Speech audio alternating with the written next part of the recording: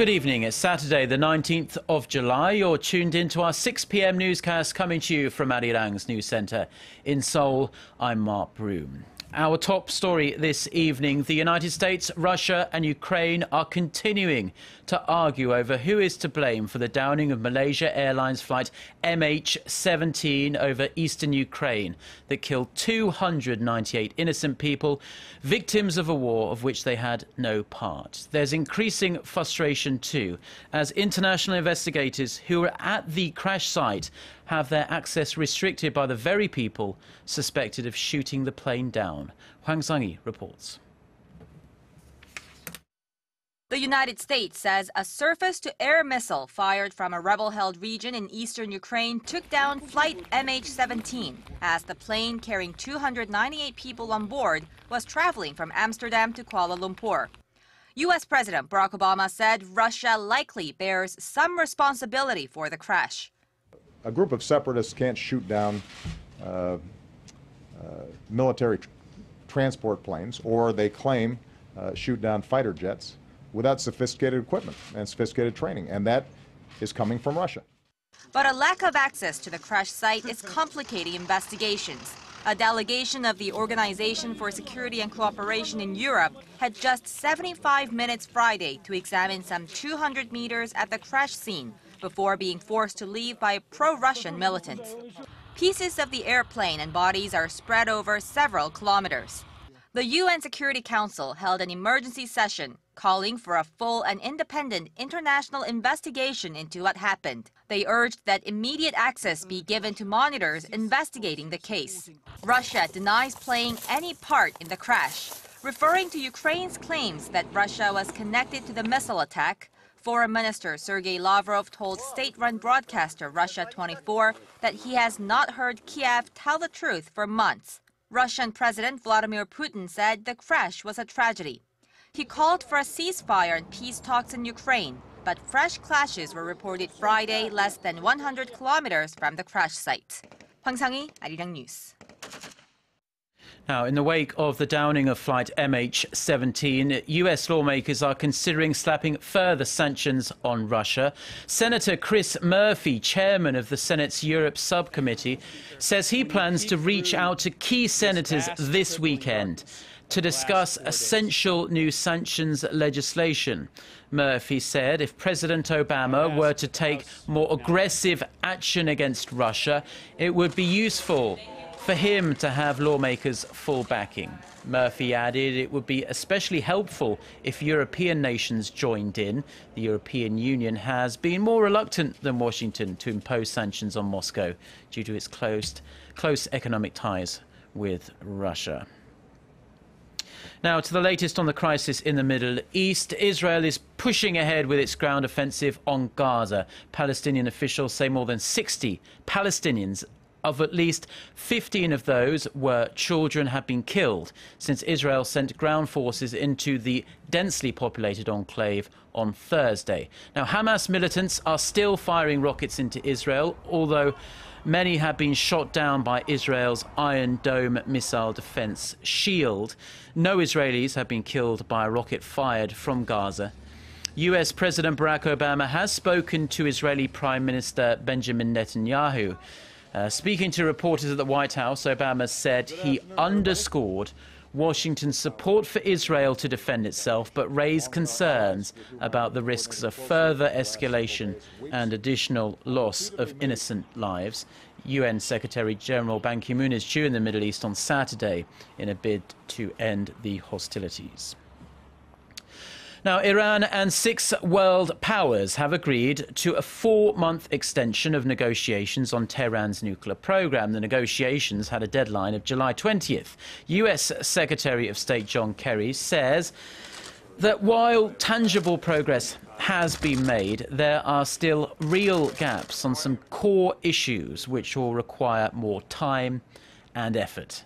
As a result, all 7 nations involved have agreed that talks will continue in Vienna until November 24th.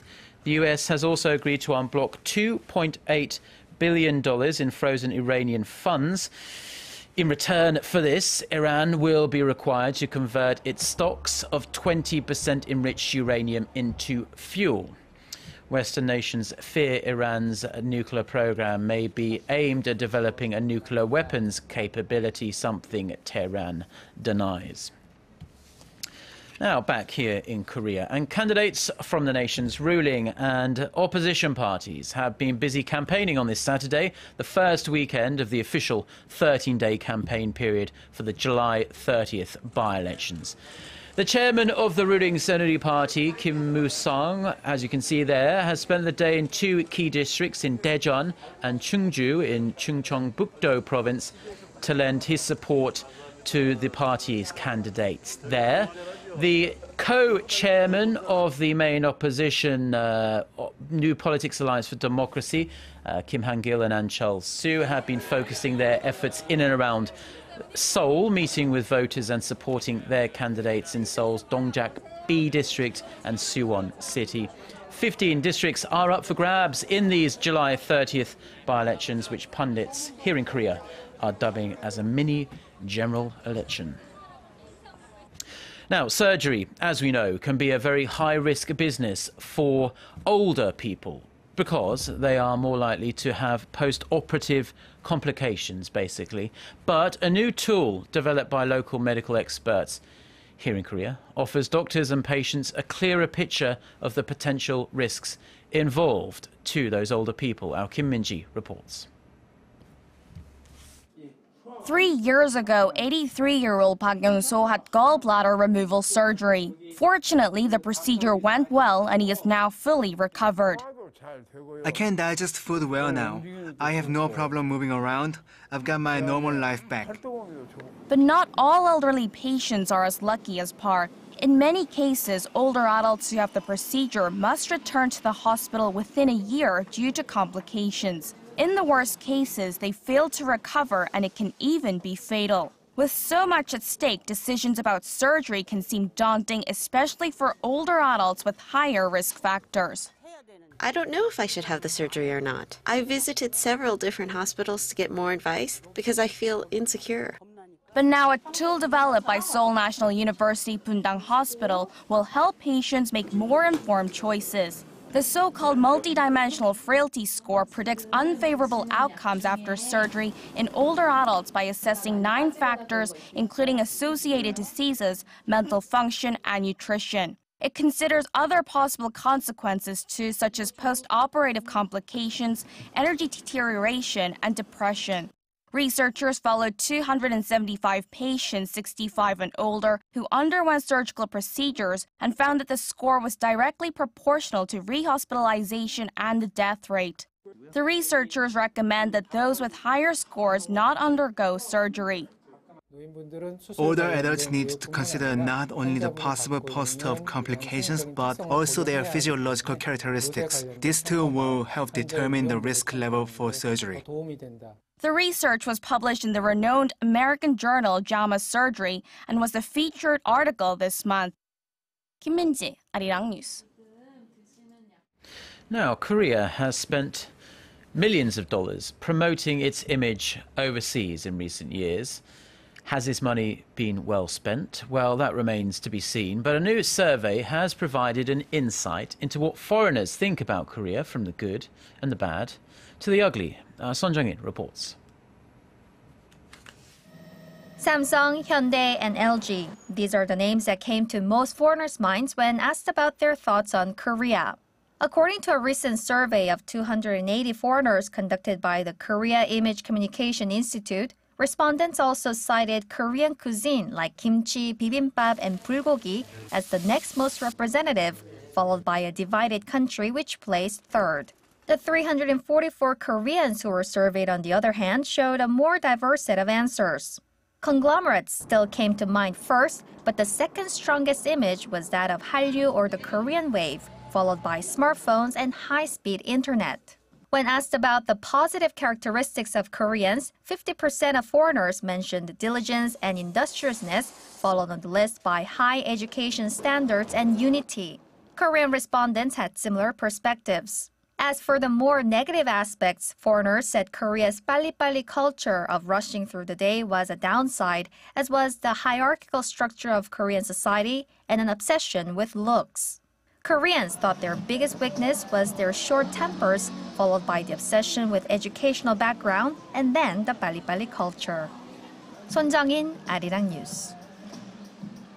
Some interesting findings there. Now, taking a look at your weekend weather. Most of the country is under partly to mostly cloudy skies this evening. It will be another very warm night, with the overnight low only dipping to 22 degrees Celsius right here in Seoul. Sunday will be another hot day under partly cloudy skies with highs in the low 30s.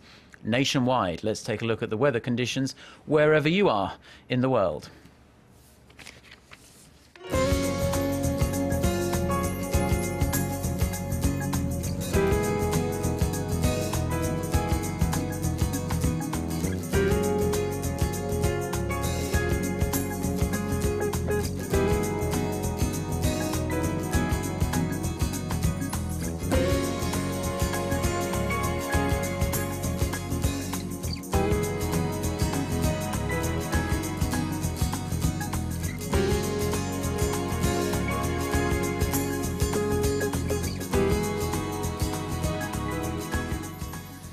And that does it for now. Enjoy the rest of your Saturday wherever you're watching us, and we'll be back again for our next newscast at 10 p.m.